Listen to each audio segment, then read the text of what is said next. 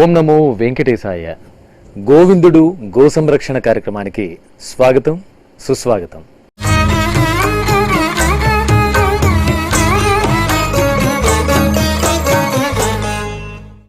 నదులు మానవ నాగరికతకు జీవనాడులు.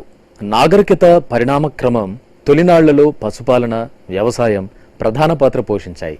గోవులకు పంటల సాగుకు అవినాభావ సంబంధం ఉండేది. అయితే కాలం గడుస్తున్న కొద్దీ యాంత్రికత, పారిశ్రామికీకరణ పెరిగి రాజకీయ, ఆర్థిక, సామాజిక, సాంస్కృతిక విభాగాల్లో పలు మార్పులు చోటు చేసుకోసాగాయి. ఈ క్రమంలో పశువుల అవసరం తగ్గి ఆ స్థానంలో యాంత్రిక పనిముట్లు, ట్రాక్టర్లు రంగంలోకి వచ్చాయి. అట్లే పెరిగే జనాభా అవసరాల కోసం రసాయనిక ఎరువులు, క్రిమినాశినులు తెరమీదకొచ్చాయి. క్రమంగా భూమి సారం కోల్పోయింది, ఆహారం కలుషితమైంది, మనుషులు రోగాల పాలయ్యారు. ఈ దుష్ఫలితాలు అర్థం చేసుకున్న కొందరు విఘ్నులైన రైతులు సేంద్రియ వ్యవసాయానికి పూనుకున్నారు. ఈ నేపథ్యంలో కొన్ని దేశవాళీ గోవులు ఆసరాగా గో ఆధారిత వ్యవసాయాన్ని చేస్తూ ఆరోగ్యకరమైన పంటల ఉత్పత్తులను అందిస్తున్న వారిలో తిరుపతి జిల్లా తొట్టంబేడు మండలం పూడి గ్రామవాసి జలగం శ్యామ్ సుందర్ ఒకరు. శ్రీ వెంకటేశ్వర స్వామి ఇలవేల్పుగా పూజించే యువ రైతు శ్యామ్ ప్రకృతి సాగు ప్రతినిధి.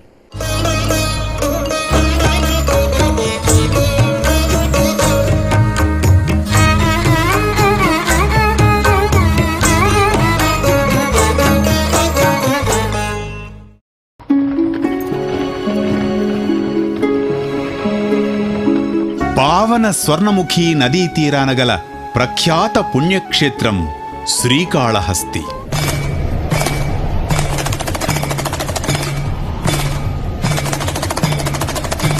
నయనార్లు లాంటి శైవ భక్త శిఖామణులు, ధూర్జటి లాంటి మహాకవులు అక్కడ వెలసిన శ్రీకాళహస్తి వాయులింగేశ్వర స్వామివారిని, పరివార దేవతలను తమ వాన్మయంలో ఎంతగానో ప్రస్తుతించారు.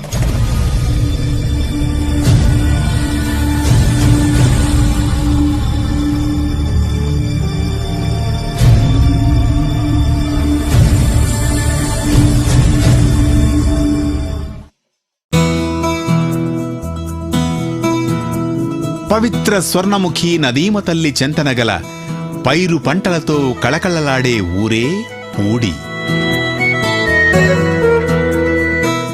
అయితే చుట్టూ పచ్చని పైర్లు కనువిందు చేస్తున్నప్పటికీ రసాయనాల విషం చిమ్మకుండా, క్రిమి సంహారక కాలుష్య కారకాలను వాడకుండా పొలాన్ని ఒక ఆలయంగా భావిస్తూ నిర్వహిస్తూ వచ్చే ప్రకృతి సేద్య క్షేత్రం మాత్రం శ్యామ్ ఆధ్వర్యంలోని జేబిఎన్ ఫార్మ్స్ మాత్రమే.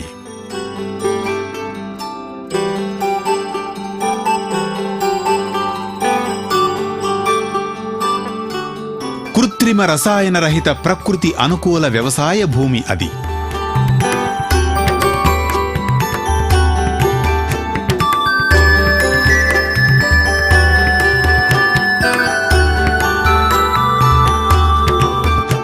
రమారమి 30 ఎకరాల నేల, నవనవలాడే వరి, రాగి, జొన్న, వేరుశెనగ, కూరగాయల పంటలకు ఆధారభూతమై నాణ్యమైన ఉత్పత్తులకు నిఖార్సైన చిరునామాగా నిలుస్తోంది.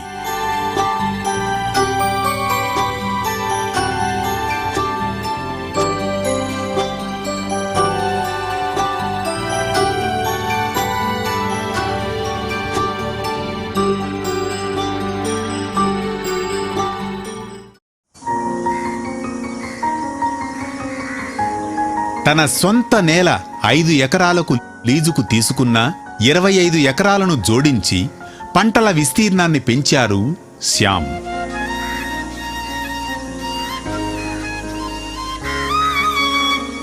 ప్రస్తుతం జిల్లాలో సేంద్రియ సాగుకు సంబంధించి అతి ఎక్కువ విస్తీర్ణంలో పంటలు పండిస్తున్న రైతుగా పేరొందారు శ్యామ్.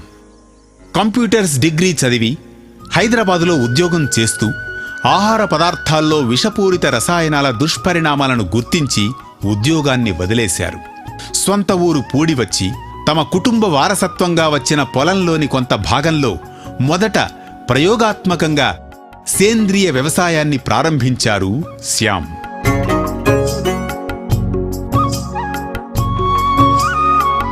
తొలుత తండ్రి వారించారు.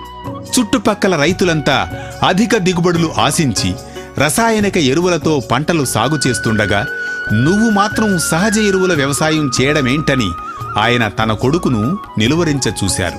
అయినా శ్యామ్ వినలేదు. కృత్రిమ రసాయన రహిత జీవన ఎరువుల సహిత వ్యవసాయమే సమాజానికి శ్రేయస్కరం అని తను నమ్మిన సిద్ధాంతాన్ని ఆచరణలో చూపాడు.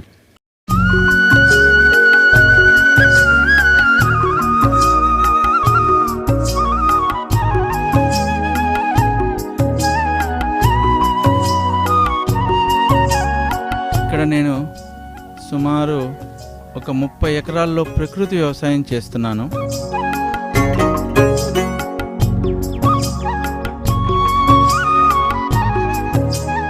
ఇంత వ్యవసాయం చేయడానికి కారణం ఏంటో నేను ఒక నిమిషం మీకు చెప్తాను. ఎంసీఏ గ్రాడ్యుయేట్ చేశాను, సాఫ్ట్వేర్ జాబ్లోనూ ఉన్నాను, ఫార్మా ఇండస్ట్రీలోనూ ఉన్నాను. అయిన తర్వాత మా విలేజ్ నుండి ఒక 5-6 మెంబర్స్ వచ్చారు. వాళ్ళు ఇక్కడ నుంచి ఆరోగ్యపరంగా సమస్య కోసం మా గ్రామం నుంచి అంత దూరం వచ్చినప్పుడు వాళ్ళతో కూడా హాస్పిటల్కి వెళ్తే వాళ్ళు క్యాన్సర్ అని చెప్పారు. ఏంటి, మన వాళ్ళకి ఎటువంటి బ్యాడ్ హ్యాబిట్స్ లేవు, అయినా వీళ్ళకి ఎందుకు వస్తుంది క్యాన్సర్ అనేది నేను క్షుణ్ణంగా ఒక 6 months వాళ్ళ దగ్గర ఉండడం వల్ల ప్రతి విషయం తెలుసుకున్నాను. ఆ డాక్టర్స్ అడిగాను, సార్ ఏంటి ఇదంటే మీరు తీసుకునే ఆహారంలోనే లోపం ఉంది, కాబట్టి ప్రకృతి రూపమైన పంటలు పండించి అదే ఆహారాన్ని కానీ స్వీకరించినట్టయితే మన ఆరోగ్యం బాగుంటుంది. పురాతనం నుంచి కూడా పెద్దవాళ్ళు, మన తాతల వాళ్ళు కూడా ఎప్పుడూ కూడా ఇంత పెద్ద ఎత్తున మందులు, పురుగు మందులు వాడింది లేదు. అప్పుడంతా స్వచ్ఛమైన నేచర్కి పండుతూ ఉండింది పంట. మనకు ఆరోగ్యం ఉంటేనే ఏదైనా సాధించవచ్చు. ఒక 100 కోట్ల మన దగ్గర డబ్బు ఉంది, ఆరోగ్యం లేదు. అలాంటప్పుడు మనకి ఎంత సంపద ఉన్నా ఉపయోగం లేదని తెలిసిన వెంటనే నేను విలేజ్కి వచ్చి ఫస్ట్ ఒక 5 గుంటల్లో వేశాను. 5 గుంటల్లో వేస్తే అది మన ఒక్క కుటుంబానికే సరిపోతుంది. చుట్టుపక్కన మన బంధువులు ఉన్నారు, తెలిసిన వాళ్ళు ఉన్నారు, అందరికీ కావాలి అనుకున్నప్పుడు నాకు సొంతంగా ఒక 5 ఎకరాలు ఉంది. ఇంకొక 25 ఎకరాలు కౌలుకి తీసుకొని 30 ఎకరాలు మనం ప్రకృతి వ్యవసాయం చేస్తే మనం ప్రతి నెల ఒక 100 కుటుంబాలకు మనం ఆహారం ఇచ్చిన వాళ్ళం అవుతామనే ఆలోచనతో నేను నిర్ణయం తీసుకొని, మాకు కాళహస్తి దేవస్థానం చాలా దగ్గరలో ఉంది, అక్కడ నుండి ఆవులు చాలా ఉన్నాయి, మనకు అక్కడి నుంచి ఆవు పేడ, ఆవు మూత్రము అవన్నీ కూడా అక్కడి నుంచి నేను స్వీకరించాను. ఎందుకంటే మనం ప్రకృతి వ్యవసాయం చెయ్యాలి అంటే వాటిని 6 నెలలు మనం ఏదైతే ఆవు పేడ, ఈ వేపాకు, కానుగాకు, మనకు ఈ పొట్టు, ఏవైతే మనం వాడిన రా మెటీరియల్స్, ఇప్పుడు వేరుశనగ ఉంది, వేరుశనగ నుంచి వచ్చిన తపకలు, ఇవన్నీ ఎందుకంటే మనం ఎర్రల్ని డెవలప్ చేయాలి, వాటికి ఆహారంగా మనం ఇవ్వాలి. అవి ఇస్తేనే అవి లైవ్లో ఎప్పుడు బతికుంటాయి అన్నమాట. వాటికి ఆహారం లేకుండా ఎంతసేపు ఈ పురుగు మందులు కొట్టడం వల్ల ప్రమాదం అని తెలిసి నేను ఆలోచించి ఎరువే ముందుగా తోలాను.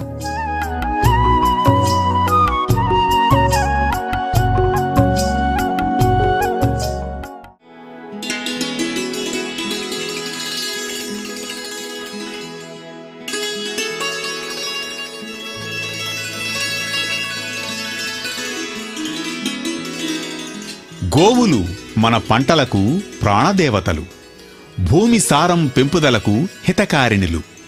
తన వ్యవసాయ క్షేత్రంలో 9 గోవులున్నాయి. ఒంగోలు, గిర్ రకాలతో కూడిన నాటు ఆవులు తన మొత్తం పంట భూములకు ఆధారం. వాటి పేడ, మూత్రం, ఇతర వ్యర్థాలతో జీవామృతం, ఘన జీవామృతం, వివిధ కషాయాలను స్వయంగా తయారు చేసుకుంటారు.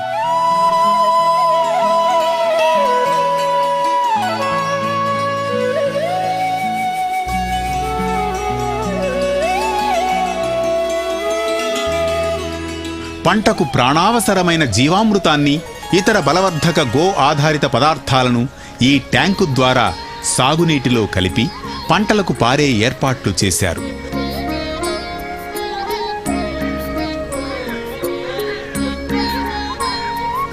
సుమారు 20,000 లీటర్ల సామర్థ్యం గల ఈ ట్యాంకు పొలానికి సత్తువనిచ్చే జీవ ద్రవ పదార్థాలను కలిగి ఉంటుంది.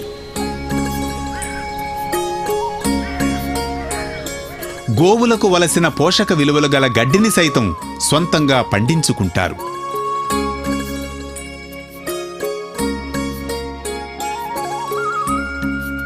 ఇక్కడ మన వెనకాల కనిపించినటువంటి కూడా దేశవాళీ ఆవులు, గిర్రావు, ఒంగోలు, నాటావు ఇవన్నీ ఉన్నాయి. వీటి నుంచి మనం సేకరించేది గోమూత్రం ఉంది. అక్కడ ఘనజీవామృతము, ఇవన్నీ కషాయాలు, దశపర్ణి కషాయము, అగ్న్యాస్త్రము, బ్రహ్మాస్త్రము, ఇవన్నీ కూడా కషాయాలు. ఎందుకంటే మనం చేసే ప్రకృతి వ్యవసాయంలో మొట్టమొదటి మనకు కావాల్సింది కషాయాలు. ఇవన్నీ ఉంటేనే మనం ప్రకృతి వ్యవసాయం చేసుకోవాలి. కాబట్టి నేను ఇంత పెద్ద ఎత్తున చేస్తున్నాను కాబట్టి నేను ఇవన్నీ కూడా ముందుగానే మినిమం నా దగ్గర ఎప్పుడు కూడా ఒక 100 లీటర్స్ 200 లీటర్స్ ఏ కషాయం అయినా కూడా సరే నేను దశపర్ణి ఒక 100 లీటర్స్ పెట్టుకుంటాను. గోమూత్రం కూడా ఉంది, ఘనజీవామృతం, ఆ పక్కనే ఘనజీవామృతం కూడా ఉంది. ఇవన్నీ కూడా దీనికి బ్యాక్గ్రౌండ్ ఆవులు. మన దేశీయ ఆవులు ఉంటేనే, ఆవులంటే ఓన్లీ పాలే కాదండి, అందరూ పాల కోసమే ఆవుని అనుకుంటారు. అది చాలా పొరపాటు. మనకు ఆవు వల్ల 200 రకాల జబ్బులు నయమవుతాయి. ఆవుతో మనము ఒక 2 నిమిషాలు దాని గాలిగాను మనకు తాకినట్టయితే మనకు ప్రశాంతమైన వాతావరణంలో ఆరోగ్యకరమైన మన జీవనాన్ని కొనసాగించవచ్చు. ప్రకృతి వ్యవసాయం చేయాలంటే ప్రతి ఒక్కరికి గోవు అవసరము. గోవును కూడా మనం సంరక్షించుకోవాల్సిన అవసరం ఉంది. పూర్వం స్వర్ణముఖి నదీ తీరం సారవంతమైన ఒండ్రు నీళ్లతో కూడి బంగారం లాంటి పంటలకు ప్రసిద్ధి. లెక్కకు మిక్కిలి గోవులు పరిసరాల్లో సంచరిస్తూ కనిపించేవి. రాజులు, చక్రవర్తులు, జమీందారులు శ్రీకాళహస్తి గుడికి భూదానాలు చేశారు. ఆలయ అవసరాలకు పశువులను సమర్పించుకున్నారు. అయితే ఆ సంగతులన్నీ గతించిన కాలపు విస్మృత చరిత్ర.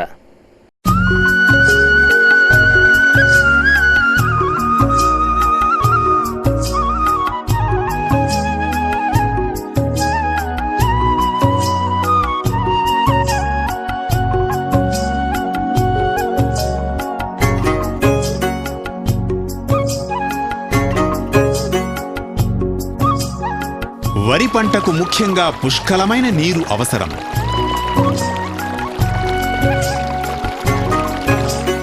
నది ఒడ్డునే ఉండడంతో స్వచ్ఛమైన అమృత తుల్యమైన నీరు లభిస్తూ ఉంటుంది.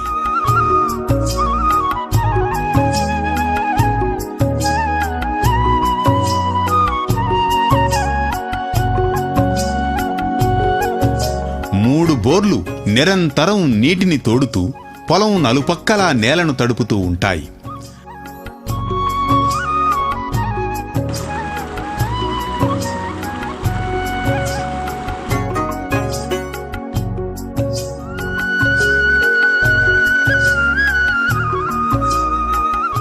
నవార, కాలంబట్టి, మేజి పాటలియ, మైసూరు మల్లిగ, రత్నచోడి, చింతలూరి సన్నాలు తదితర 6 రకాల దేశవాళీ వరిని ఇక్కడ పండిస్తున్నారు.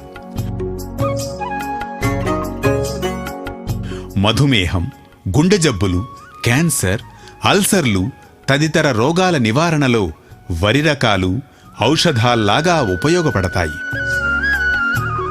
ఎదిగే పిల్లల్లో పోషకాహార లోపం ద్వారా వచ్చే జబ్బులను సైతం ఇవి అరికడతాయి.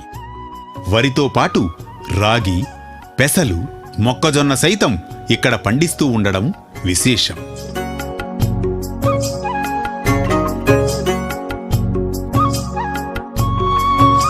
మైసూర్ మల్లిక, కుజీ పటాలియా, చింతలూరి సన్నాలు, ఇవి 3 సన్న రకాలు.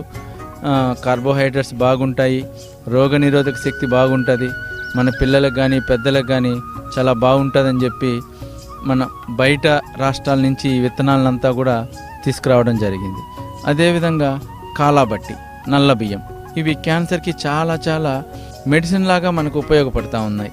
అదేవిధంగా నవారా, అవి షుగర్కి, మోకాలు నొప్పులు, చాలా వివిధ రకాలమైన, అది ఇప్పటి రకం కాదు. నవారా అనేది మనకు కేరళ సాంప్రదాయం, ఇప్పుడు అయ్యప్ప స్వామి ప్రసాదం కూడా నవారాతోనే చేస్తూ ఉన్నారు. అటువంటి ఔషధ గుణాలు కలిగిన బియ్యము ఉన్నాయి.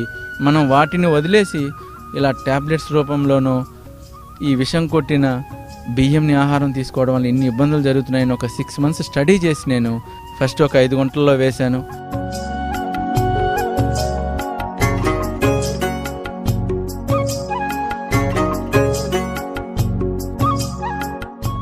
22 ఎకరాలు ఈ పొలం ఉంటుంది. ఈ పొలంలో మొత్తం కూడా చుట్టూ ఫెన్సింగ్ ఉంటుంది. ఫస్ట్ అవతల వాళ్ళ పొలం నుండి మన పొలంలోకి ఏవైనా కొట్టే మందులు ఉన్నా కూడా అది మన పొలంలోకి రాకూడదు. రెండోది ఏంటంటే పక్కన ఉన్న వాటర్ కూడా మన పొలంలోకి రాకూడదు. వాటర్ కూడా రాకుండా ఉండాలి. ప్రకృతి వ్యవసాయం చేయాలంటే పక్కన వాళ్ళ పొలం నీళ్ళు మన పొలంలోకి రాకూడదు. ఇలా రెండు చూసుకున్న తర్వాత నాకు కరెక్ట్గా సూటబుల్ అయిందని చెప్పి ఇమీడియట్గా మనం స్టార్ట్ చేయాలని చెప్పి నేను 2020లోనే స్టార్ట్ చేశాను.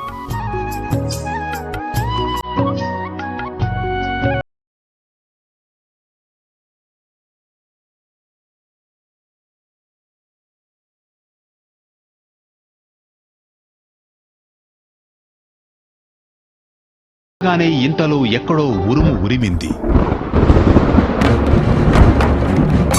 ఆకాశాన మబ్బులు వరుస కట్టాయి.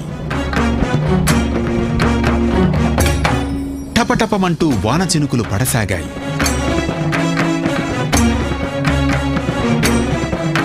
కురిసే వర్షం వల్ల ఎక్కడ తమ రెక్కల కష్టం దక్కకుండా పోతుందో అని బెరబెరమంటూ రైతు కూలీలు పరిగెత్తుకుంటూ వచ్చి అక్కడ ఆరబోసి ఉన్న వేరుశెనగ విత్తనాలను కుప్పదోసి పైన పట్టకప్పసాగారు.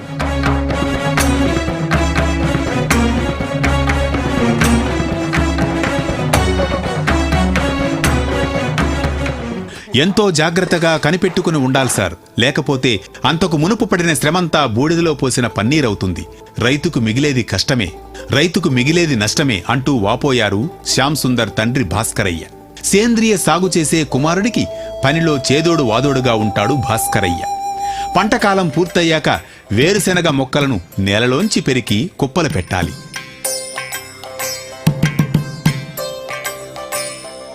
ట్రాక్టర్కు అమర్చిన కాయలు కొట్టే రొటావేటర్ యంత్రానికి మొక్కల కట్టలను వేయాలి. వేరుశెనగ కాయలు ఒక పక్క, మొక్కలు ఒక పక్క, చెత్తా చెదారంతో కూడిన మట్టిని మరో పక్క ఆ యంత్రం వేరు చేస్తుంది.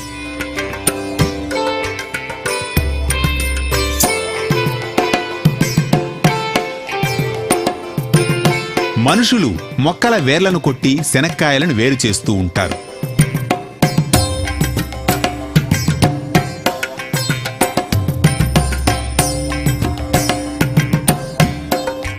మిషన్ పని జరుగుతూ ఉంటుంది. కళ్ళాం మీద వేరుశెనగ కాయలను ఎండబోస్తారు. గ్రేడింగ్ చేసి శుభ్రమైన కాయలను తూకం వేసి గోతాలకు ఎత్తుతారు.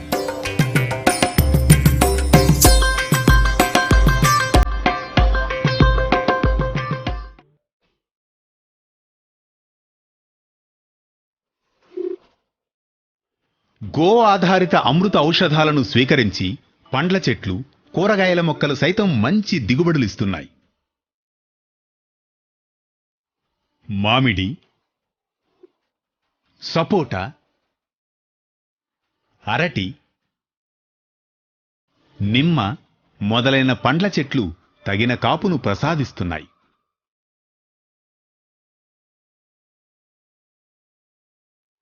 కూరగాయల విషయానికొస్తే వంగ, బెండ, కాకర, బీర వంగడాలను ఇక్కడే పండిస్తారు.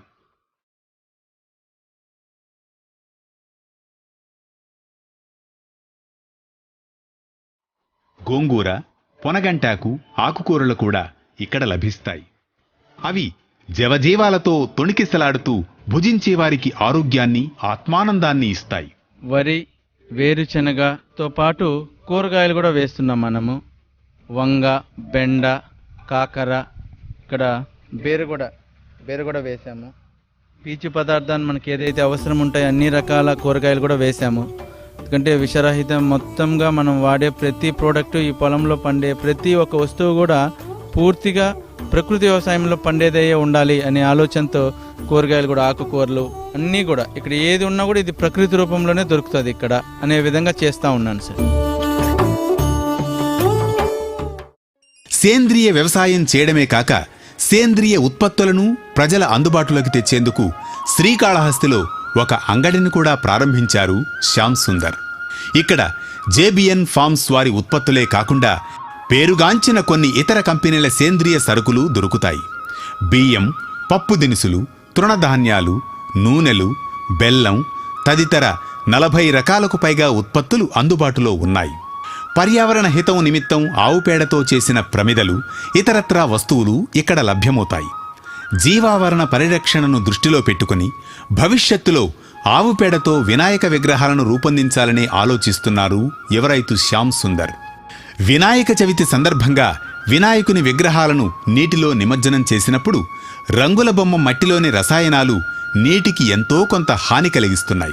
అలాంటి దుష్ఫలితాల నివారణకు ప్రకృతి సిద్ధమైన గోమయంతో కూడిన గణపతి ఆకృతులు పరిసరాలకు ఎంతో మేలు చేస్తాయని శ్యామ్ భావిస్తున్నారు.